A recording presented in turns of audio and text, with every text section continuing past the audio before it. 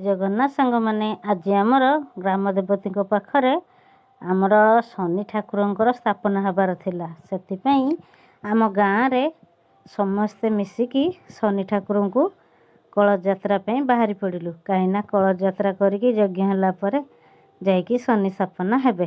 ସେଥିପାଇଁ ଆମେ ବହୁତ ଖୁସି ଥିଲୁ। ସେଥିପାଇଁ କଳସ ଯାତ୍ରା ପାଇଁ ସମସ୍ତେ ଆଗ୍ରହ ଆସିକି ବସି ପଡ଼ିଛନ୍ତି।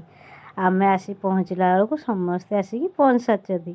ସବୁଠୁ ମୁଁ କହିଲି କ'ଣ କଲେ ନା ମୁଁ କହିଲି ମୁଁ ବି ଏଇଥିରେ ଟିକେ ବ୍ଲଗ୍ କରିଦିଏ, କାହିଁକିନା ମୁଁ ତ ଲଙ୍ଗ୍ ଭିଡ଼ିଓ ପକେଇ ପାରିବା ଜାଣିନି। ସେଥିପାଇଁ ମୁଁ କହିଲି ଏଇଠି ହିଁ ଲଙ୍ଗ୍ ଭିଡ଼ିଓ ଟିକେ ଆରମ୍ଭ କରିଦେବି।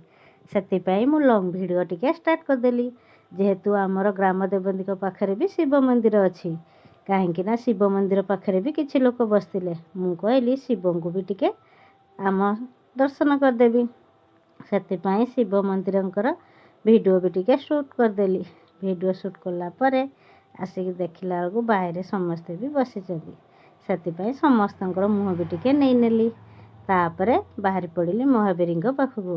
ମହାବୀରଙ୍କ ପାଖରେ ମା ରାମ ଲକ୍ଷ୍ମଣ ସୀତା ବି ଅଛନ୍ତି। ଯେହେତୁ ଆମ ଗ୍ରାମ ଦେବତୀଙ୍କ ପାଖରେ ଗଣେଶ, ଶିବ ଆଉ ମହାବୀର ବି ଥିଲେ, ସେଥିପାଇଁ ଶନି ଠାକୁର ନଥିଲେ। ସେଥିପାଇଁ ଆମ ଗାଁ ଲୋକ ସବୁ ମିଶି ଶନି ସ୍ଥାପନା କରିବା ପାଇଁ ମନସ୍ଥ କଲେ। ସେଥିପାଇଁ ଶନି ଠାକୁର କରିବା ପାଇଁ ସମସ୍ତେ ବହୁତ ଖୁସି ଥିଲେ।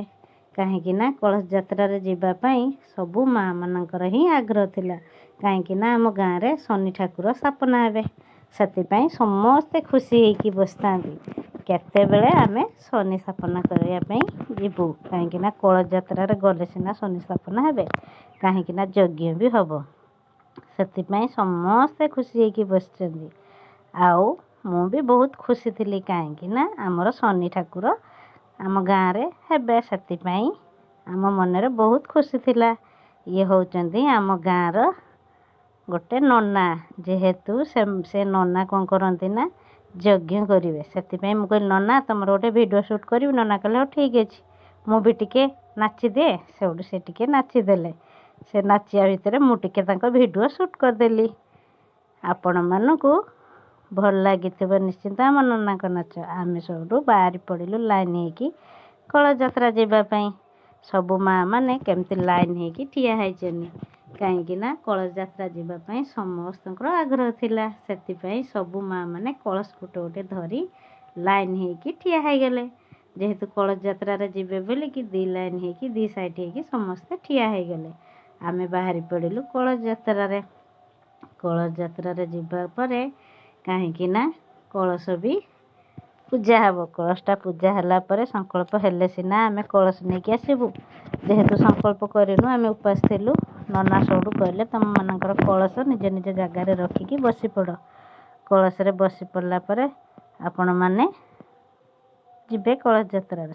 ଇଏ ହେଉଛି ଆମ ଗାଁର ଗ୍ରାମ ଦେବତୀଙ୍କ ପାଖରେ ଏଟା ବଡ଼ ପୋଖରୀଟେ। ଯେହେତୁ ଆମର କଳସ ଯାତ୍ରାରେ ଯିବା ପାଇଁ ଇଏ କଲୁ, ପାଣି ଟିକେ ବି ସମସ୍ତେ ଛିଞ୍ଚି ହେଇ ପଡ଼ିଲେ।